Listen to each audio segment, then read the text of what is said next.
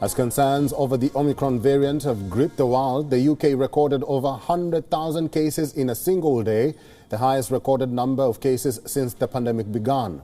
A total of 106,122 new cases were recorded, to be precise. This Christmas season has been shrouded in fear over the Omicron variant. Its proliferation has been startling in the UK and across the globe.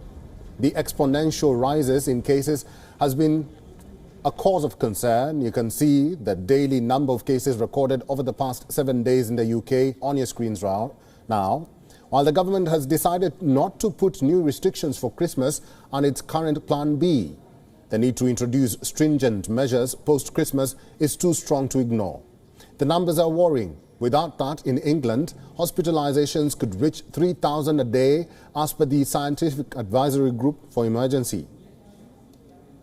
Omicron is now the dominant strain in the UK. The government has been ramping up calls for booster doses or a third dose of the vaccine.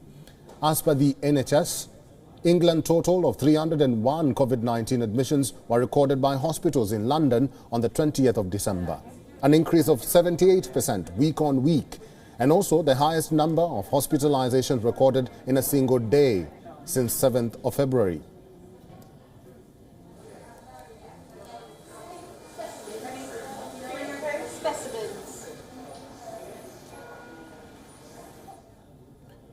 WION correspondent Laura Isherwood joins us live from London. Laura, good to see you and thank you very much for joining us. I'm just curious, will the government deciding to put new restrictions for Christmas under its current Plan B have adverse effects in the long run?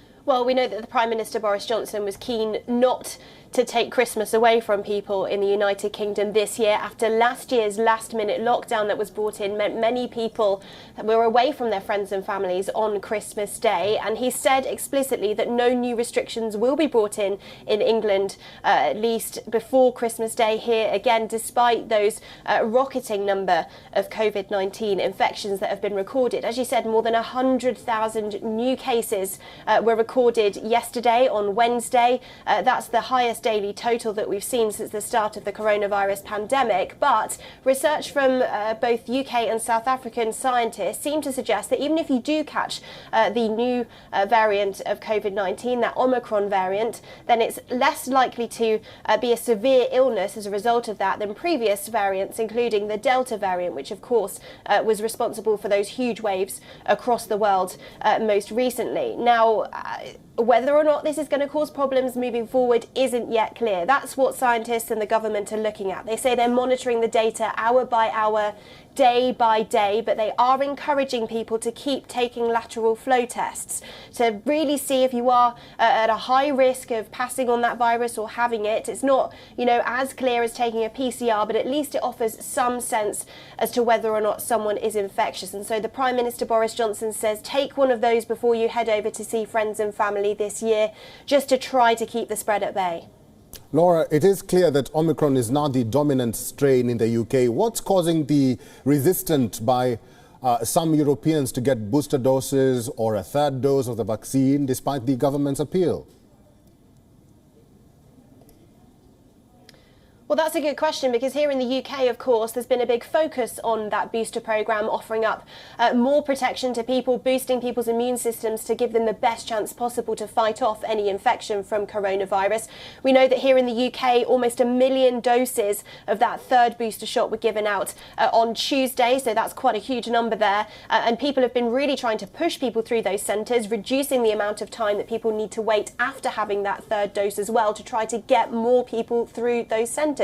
And it's resulted in more than 50% of the UK population that's eligible for that booster dose now being fully maximised in terms of their number of jabs, with those total of 3. Across Europe, though, like you say, there has been a little bit more resistance. And when lockdowns are being brought in, there has been a lot of protesting against those restrictions. However, governments are saying that they need those booster shots, including talking about even mandating it to try to make it a legal requirement for people to take those extra vaccine doses. That, of course, is up to those governments to decide. There have been multiple extra restrictions brought in across the likes of Portugal, Germany, and elsewhere across the bloc to try to keep this new wave at bay there as well. But ultimately here in the United Kingdom, the Prime Minister Boris Johnson says boosters are the way forward, and he's encouraging everyone who is eligible to get one. Laura, thank you very much for your insights and for talking to us today. WION is now available in your country. Download the app now and get all the news on the move.